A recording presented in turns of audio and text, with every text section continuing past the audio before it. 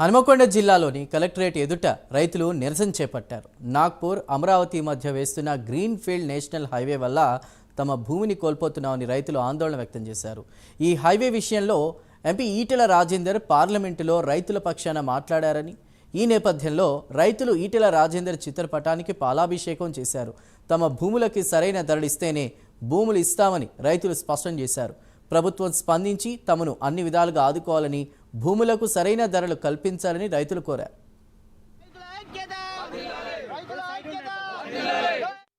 ముఖ్యంగా మాకు 2 లక్షలకు ఎకరం ఇస్తామని గౌరవ కలెక్టర్లు మాకు నోటీసులు పంపడం జరిగింది. ఒక ఎకరానికి 2 లక్షల రూపాయలు. 2 లక్షల రూపాయలు ఇస్తే మేము ఏం కావాలి? 2 లక్షల కోసం అవార్డు ప్రకటించడం మీరు తీసుకోమని ప్రతిరోజు సర్వే చేస్తున్నారు. ప్రతిరోజు మమ్మల్ని ఇబ్బంది పెడుతున్నారు, పోలీస్ స్టేషన్లకు గుండా పెడుతున్నారు.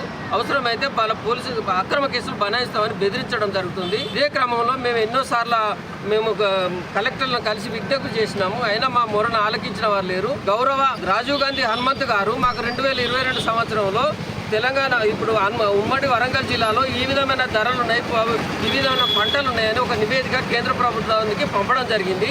అయినా కూడా ఆ నివేదికను ప్రస్తుత కలెక్టర్లు ఏమాత్రం ఖాతరు చేయకుండా, అప్పుడు ఆయన పరిగణనలోకి తీసుకోకుండా అప్పుడు ఆ ధర ఉన్నదని చెప్పిండు. కానీ మీకు ఇవ్వమని చెప్పిండు ఆ రాజీవ్ గాంధీ హనుమంత్ గారు అని ఈ ప్రస్తుతం ఉన్న కలెక్టర్లు మమ్మల్ని నిలదీయడం జరుగుతుంది.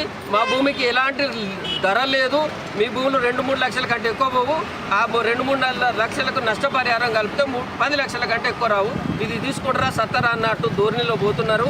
ఇదే క్రమంలో గౌరవనీయులు మల్కాజ్గిరి పార్లమెంటు సభ్యులైన శ్రీ ఈటెల రాజేందర్ గారు పార్లమెంటులో చట్టసభల్లో మా రైతుల గురించి, గ్రీన్ఫీల్డ్ హైవే బాధిత రైతులకు కష్టాల గురించి ఆయన స్పష్టంగా మొట్టమొదటిసారి మహనీయుడు ఆయనకు పాదాభివందనం చేస్తారు.